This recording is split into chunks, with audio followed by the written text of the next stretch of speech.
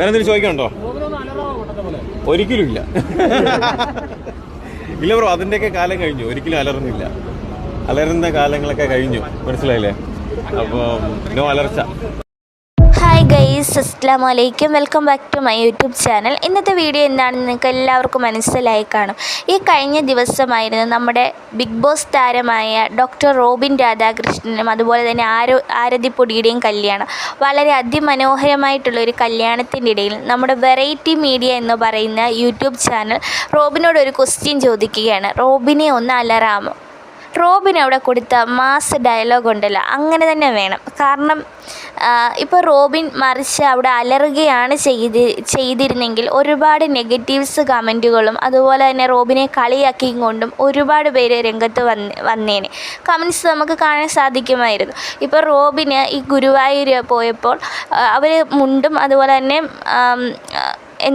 ദേഹം ഒന്നും കാണാതിരിക്കുന്ന രീതിയിലുള്ള ഒരു ഷോൾ പോലെ ഇട്ടാണ് റോബിൻ മറച്ചിരുന്നത്. അപ്പോൾ അതിൻ്റെ ഇടയിൽ കുറച്ച് കമൻസുകൾ ഞാൻ കണ്ടിരുന്നു. അതായത് റോബിൻ ബാർബർ ഷോപ്പിൽ നിന്ന് മുടി വെട്ടുന്ന ആ ടൈമിൽ ഇറങ്ങി ഓടിയതാണ്. പക്ഷേ റോബിൻ അവിടെ ഷർട്ട് ഇടാത്ത, ഇനി അതൊക്കെ പോട്ടെ, ഗുരുവായൂർ വെച്ച് കല്യാണം നടക്കുകയാണല്ലോ. അപ്പം ഷർട്ട് ഇടാതെ അവരൊരു മുണ്ടും അങ്ങനെ ഒരു വേഷമാണല്ലോ, ആ ഒരു വേഷമാണ് റോബിൻ അവിടെ ധരിച്ചത്.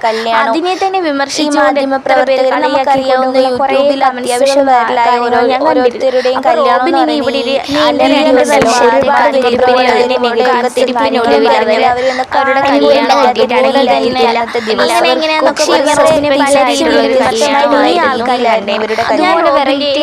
വളരെയധികം ഇഷ്ടമാണ്. പക്ഷെ റോബിന്റെ അലർജിയോട് ഞാൻ ഒരിക്കലും യോജിച്ചില്ല.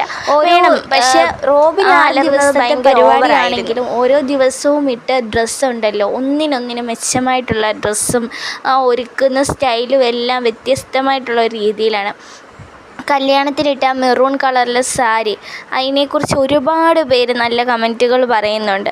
ശരിയാണ്, അത് അതിമനോഹരമായിട്ട് തന്നെയാണ് ആരതിപ്പൊടി അന്നത്തെ ദിവസം ഒരുങ്ങി ഇറങ്ങിയത്. കാണാനും രണ്ടുപേരും നല്ല ചേർച്ചയും ഉണ്ടായിരുന്നു. അപ്പോൾ ഒരുപാട് സന്തോഷമുണ്ട് അവരുടെ കല്യാണം കഴിഞ്ഞതിന്. എല്ലാവിധ മംഗള ആശംസകളും നേർന്നുകൊണ്ട് ഇന്നത്തെ വീഡിയോ നിർത്തുന്നു.